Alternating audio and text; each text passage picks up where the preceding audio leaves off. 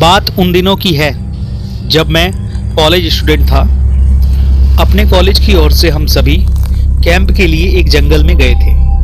हालांकि ठंड थी, अतः रात में हम सबने पूरी रात कैंप फायर के साथ डांस करने, गाने आदि का प्रोग्राम तय किया।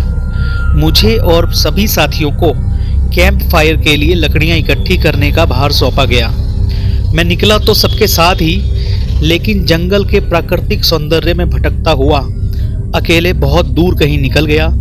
अचानक आसमान बादलों से भर गया और गरज के साथ बारिश होने लगी।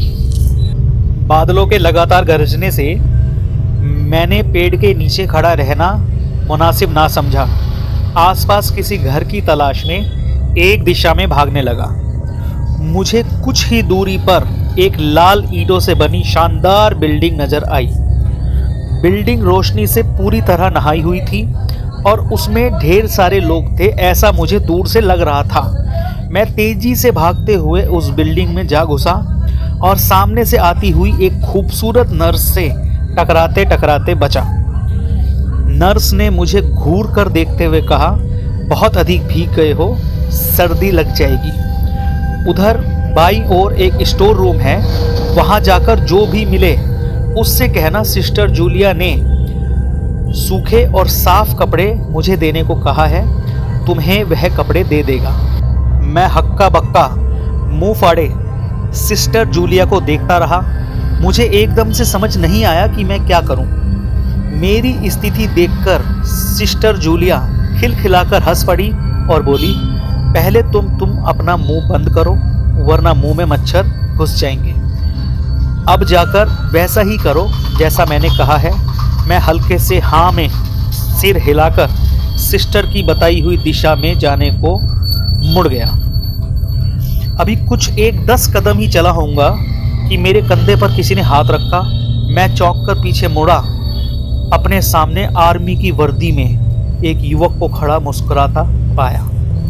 मेरे चेहरे पर आश्चर्य का बादल अपना घर बना चुका था, जिसे देखते ही युवक को हंसी आ गई। उसने धीमे किंतु दृढ़ स्वर में कहा, मैं कैप्टन विनोद हूं और यह हमारे देश का आर्मी हॉस्पिटल है। कैप्टन विनोद की बातों ने मुझे आश्वस्त किया। मैं धीरे धीरे सामान्य हो गया और मैं कैप्टन विनोद को सिस्टर जूलिया की कही बातें बताने लगा। सुनकर कैप्टन विनोद के चेहरे पर रहस्यमयी मुस्कान फैल गई और वे बोले, तो सिस्टर जूलिया से मिल चुके हो? जी, क्या मतलब आपका? कुछ नहीं, चलो मैं तुम्हें सूखे कपड़े देता हूँ, चेंज कर लो, नहीं तो सच में सर्दी लग जाएगी। और मैं कैप्टन विनोद के पीछे एक बड़े से कमरे में पहुंच गया, जहां चारों ओर हरे रंग के पर्दे लगे हुए थे। एक और बड़ा सा बेड पड़ा हुआ था, सामने एक सोफा था, बीच में एक टेबल था जिस पर 2 गिलास और एक बड़ी बोतल ब्रांडी की और 1 या 2 पत्रिकाएं पड़ी हुई थी। कमरे के कोने में एक बड़ी सी अलमारी थी, जिसमें से कैप्टन विनोद ने एक आसमानी रंग का कुर्ता पैजामा निकालकर मुझे दिया और कमरे से लगे बाथरूम की ओर इशारा किया। मैं बाथरूम में कपड़े चेंज करके जैसे ही निकले, मेरी नज़र बाथरूम की एक दीवार पर पड़ी। वह खून के छींटों से भरी हुई थी। ये देखकर मैं घबरा गया और जल्दी से बाहर निकलने को मुड़ा कि बाथरूम में लगे आईने में खुद को देखकर चौंक गया। आईने में मेरा पूरा शरीर तो नज़र आ रहा था, लेकिन मेरे शरीर से मेरा सर गायब था। अब मुझे डर लगने लगा। मैं हड़बड़ाकर बाथरूम से निकल गया। मुझे इस तरह बाहर निकलते देखकर कैप्टन विनोद ने हंसकर पूछा, क्या हुआ? अरे हाँ, तुमने तो मुझे अपना नाम बताया ही नहीं। कहाँ जाओगे? बाहर बहुत तेज बारिश हो रही है। लेकिन तुम जाना क्यों चाहते हो अचानक से? मैं समझ नहीं पा रहा हूँ। कैप्टन विनोद, अपनी बाथरूम की एक दीवार पर खून के छींटों से भरी हुई थी और आपके बाथरूम में आईना भी कुछ अजीब सा है। उसमें मुझे पूरा शरीर तो दिखाई दे रहा है, लेकिन मेरा सिर नहीं दिखाई दे रहा। अब मैं बिल्कुल भी यहाँ नहीं रुक सकता। इन सब दृश्यों को देखने के बाद बारिश में भीगता हुआ अपने कैंप तक चला जाऊंगा जैसे तैसे। कहते हुए कमरे से बाहर जाने की ओर मैं दरवाजे की तरफ बढ़ा, तभी आवाज आई, रुको। कैप्टन विवेक की कड़कती हुई आवाज गूंजी, तो तुमने सब कुछ देख ही लिया? जी हाँ। क्या मतलब है आपका?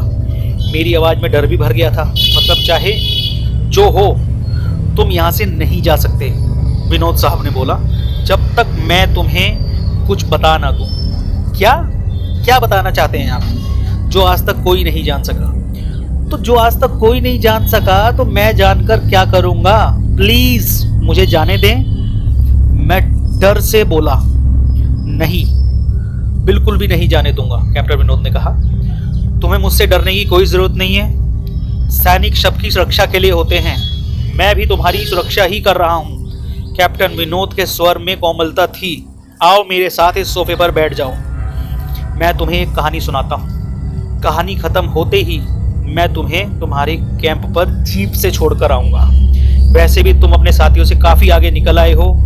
वहां तुम अब चलते हुए शायद नहीं पहुंच पाओगे। कैप्टन विनोद के स्वर में जाने कैसी सच्चाई थी। मैं जाकर उनके बगल में बैठ गया। कैप्टन विनोद ने कहना शुरू किया, दुश्मनों ने धोखे से हमारे अस्पताल को निशाना बनाया। दुश्मन देश के 2 सैनिक हमारे सैनिक के वेश में हमारे ही घायल सैनिकों को लेकर आए। वह घायल था और हमारे देश की सेना ने उसे बहुत ढूंढा था लेकिन नहीं मिला था। शायद साजिश के तहत उसे घायल होते ही घुसपैठिए ने कहीं छुपा दिया था। अचानक अपने खोए हुए सैनिक को अस्पताल में देखकर सभी खुश हो गए। बिना किसी पड़ताल किए उन्हें गेस्ट रूम में रहने के लिए इजाज़त दे दी। अभी उस सैनिक का इलाज चल ही रहा था, जोरों से ब्लास्ट हुआ और पूरा अस्पताल खंडर में तब्दील हो गया।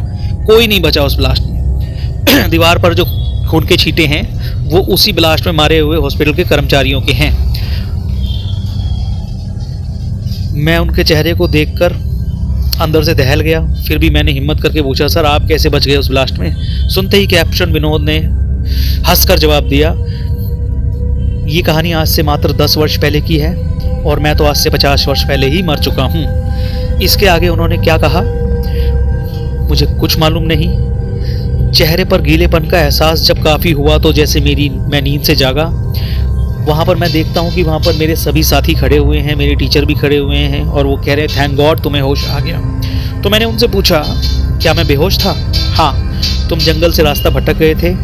जब हम सभी लौटे तुम नहीं आए तो हम सब मिलकर तुम्हें ढूंढने निकले। काफ़ी दूर जाने के बाद एक जीप आती दिखाई दी जिसमें एक आर्मी मैन तुम्हें पीछे सीट पर सुलाए हमारे कैंप की ओर ढूंढते हुए आ रहे थे।